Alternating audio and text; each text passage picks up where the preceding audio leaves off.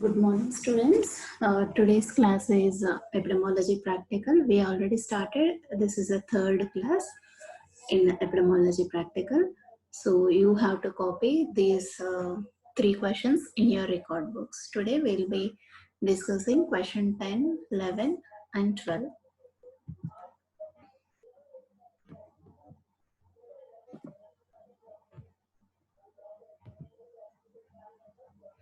So the first question is, in a study to assess the relationship between birth weight and infant mortality, following data was captured. 800 babies among 5,400 weighed below 2,500 grams at birth. So the number of children participated in the study were 5,400. Among those, 800 were below 2.5 kgs. They were followed up till they completed their first birthday, till 1 year. From 5,400 infants, 460 infants deaths were registered, in which 320 deaths occurred among babies with normal birth weight. So the questions are, what type of study is this? Construct a 2 into 2 table and calculate relative risk and attributable risk and comment on the results. So the solution for the question is, the first one is, what type of study is this? This is like a follow-up where they follow the kids from the birth to till 1 year of age. So it is a study of follow-up study of a birth cohort. The next question is, construct a 2 into 2 table. So here we have taken the kids who are the infants who are less than 2,500 grams at birth, and also the normal weight kids. And in these columns, number of children died by their first birthday and number of children they survived up to first birthday. Here the total. They have already given in the previous slide. So 800 babies were below 2,500 grams. So the 2,500 grams weight, the total number of infants below 2.5 kg are 800. So the total number of infants died by their first birthday are 460. So here the total number died by the first birthday 460. So by these two data, we can calculate that the number of infants died who are under 2.5 kgs are 140 and who are normal weight are 320. Number of children survived up to first birthday, because remaining children are survived. 4,000 the total is 5,400 minus 460. So the survived people are 4,940. In those, the below 2.5 kgs are 660 infants, and normal weight are 4,280. So like this, first we have to construct a 2 into 2 table. Then we have to calculate the relative risk.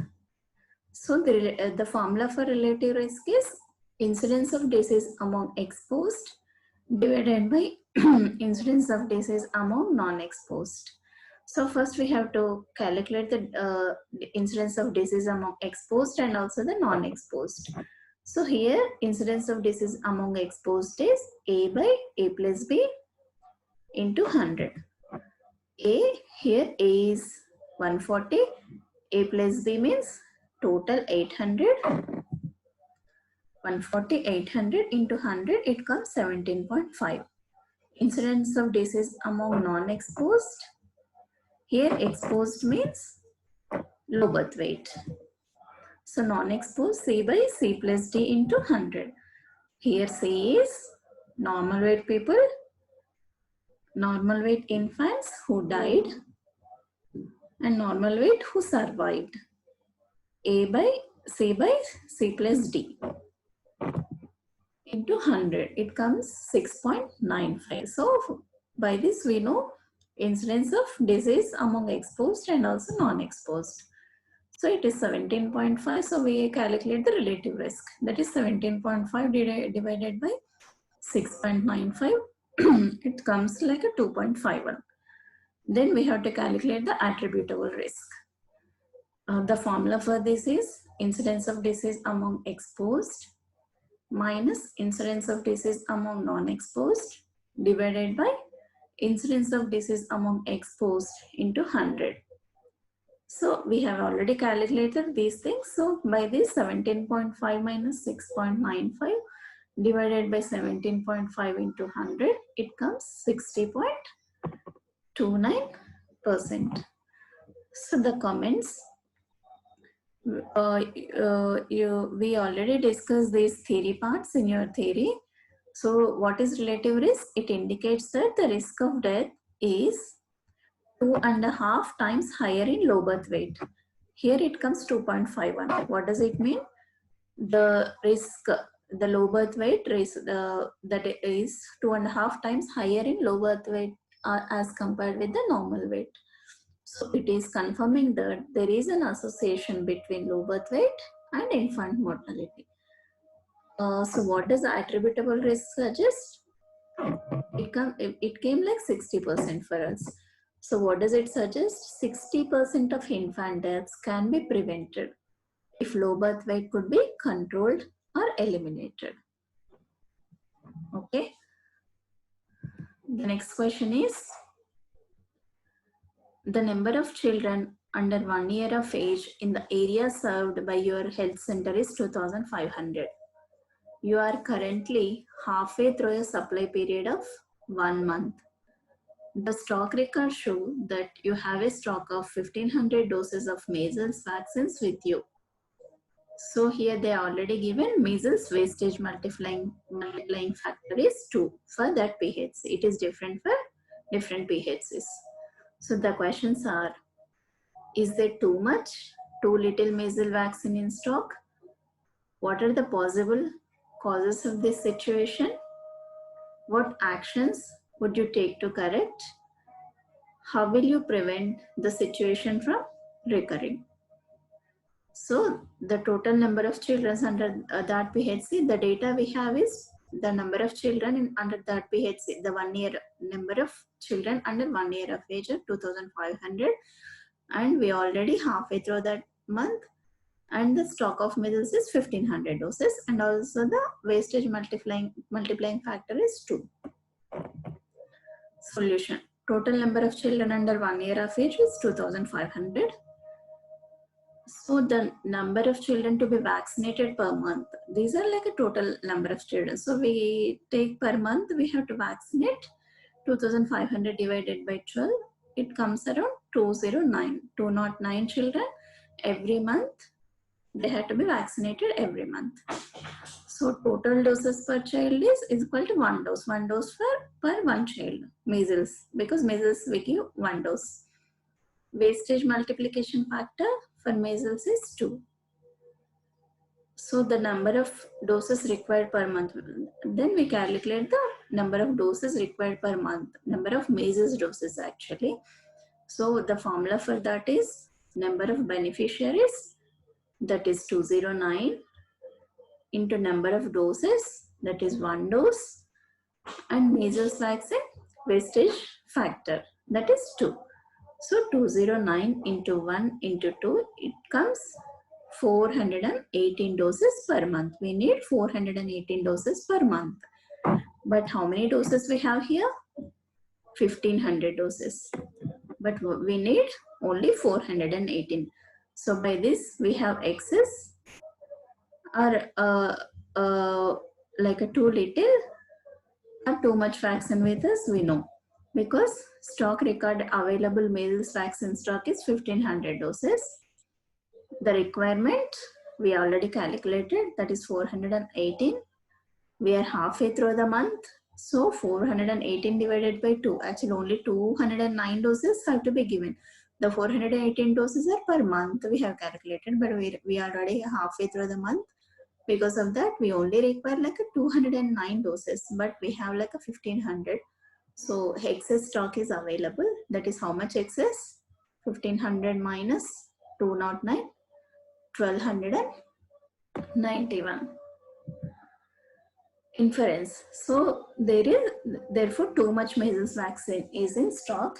What are the causes? They're not utilizing properly. Maybe the previous month or before that, they're not utilizing and they're not giving. Maybe kids, the children are not coming for the vaccination. They are not available. So in any case, they are not utilizing properly. And inadequate dose. They're maybe missing the dose, and also wrong calculations. Calculations are wrong. Maybe when they order for a vaccination, they have calculated it wrong and they have ordered more. There might be there's some causes. What are the actions we should take? We have to distributing remaining doses to other nearby PHCs, or returning back to vaccine cold storage, and avoid things to be corrected, like calculations, and we have to motivate mothers to come for regular vaccination. Every children must be vaccinated. If we correct those things, maybe these things won't happen again. Question number 12. As a medical officer of PHC of Telangana state, with a population of 30,000, you have to order for right quantities of vaccine required for 1 year. How will you estimate the vaccine requirements based on number of beneficiaries? So the data they have given is 2011 Telangana census. Birth rate is 17.8 per thousand population. IMR 47 per thousand. So estimate vaccine requirement for following vaccines only: BCG, polio, pentavalent, and measles. So it is for a 30,000 population. We have to order vaccination required for 1 year. They have given the data of birth rate and also IMR. So first we have to estimate the eligible beneficiaries. Birth rate according to given data is 17.8 per thousand. So for per 30,000, it is 17.8 by 1000 into 30,000. So it is 534 live births for that PHC. For 30,000 population, the birth rate for that PHC is 5,034 live births. IMR, infant mortality rate, is 47 per thousand. It is 4.7%. So per 100 live births, survivals we are taking per 100. If the death rate is at 4.7, 100 minus 4.7, 95.3 are the survival rate. So per 100 live births, they are surviving 95.3. So actual number of beneficiaries, actually we have 534 live births, but when we calculate according to infant mortality rate, it comes the beneficiaries are 509. 95.3% into 534, it comes 508.9. So 509 beneficiaries per that PHC. So here we should also know the vaccine schedule by age and number of doses we are giving, so that then only we can order the vaccines. So BCG at birth, doses 1. Here is the vaccine schedule by age and number of doses. Pentavalent at 6, 10 and 14 weeks, 3 doses. Polio at 6, 10 and 14, 4. Measles at 9 months, the dose is 1. And also we should also know the wastage rates. These are the usual acceptable vaccine wastage rates. For liquid vaccines supplied in single or 2-dose vials, example pentavalent vaccine, a wastage rate of 5% is acceptable. For oral polio vaccine, a wastage of 10% is considered acceptable. For liquid vaccines supplied in multi-dose vials of 10 or more doses, a wastage dose of 15% is acceptable. For reconstituted vaccines, wastage rates of 50% for BCG and 25% of measles vaccines are considered acceptable. These are the acceptable vaccine wastage rates. So from above data, we have to calculate the wastage multiply factor. The wastage multiply factor is the factor that you multiply your estimated vaccine needed in order to allow for the doses being wasted. So the formula is 100 divided by 100 minus the percentage wastage rate. So for BCG, polio, pentavalent and measles, first we have to calculate the wastage multiplying factor. So by above slide data, we know the percentage of wastage, acceptable percentage of wastage. For BCG 50%, polio 25%, pentavalent 5% and measles 25%. The formula is according to this. When we calculate the wastage multiplying factor, it comes BCG is 2, polio 1.33, pentavalent 1.05, measles 1.33. Above question we have already discussed the measles wastage factor, but for that particular PHC is 2, but here it has changed. It is like a 1.33. Sometimes it's different for different PHCs. So estimate of actual vaccine doses needed for various percentage targets for immunization coverage for estimated 509 infants in 30,000 population. Vaccine requirement. The formula for vaccine requirement, number of beneficiaries into number of doses into wastage multiplying factor divided by number of doses per vial. According to this formula, we have to calculate the requirement. So BCG, the doses, the number of doses is 1. Actual number of doses needed, we have already calculated this, the beneficiaries. So we only need 1 dose. That's the reason here only 509 doses we need, but the multiplying factor is 2 for this wastage multiplying factor. So the number of total doses per vial is 10. How many we require? 102. According to this formula, when we calculate, the vials required are 102. The doses required are 102 into 10 because we have 10 doses per vial. Polio, number of doses 4. So 509 into 4, it comes to 2036. Wastage multiplying factor for polio is 1.33. The number of doses per vial is 10, the same as BCG. So the vaccine vials required, we are not calculating the doses here, we are calculating the vials required, that is 271. Pentavalent, the doses are 3. So actual number of doses 509, beneficiaries into 3, it comes to 1527. Multiplying factor wastage is 1.05. Number of doses is 1. Per vial is only 1. That is the reason we need 1603 vials. Measles, doses 1. Actual doses we require is 509. WMF for measles is 1.33. Number of doses per vial is also 10. So the total number of vials required 68. So we have to order, as a medical officer, you have to order these vials for the next coming year. So the next question is assignment. You do it in your notebook.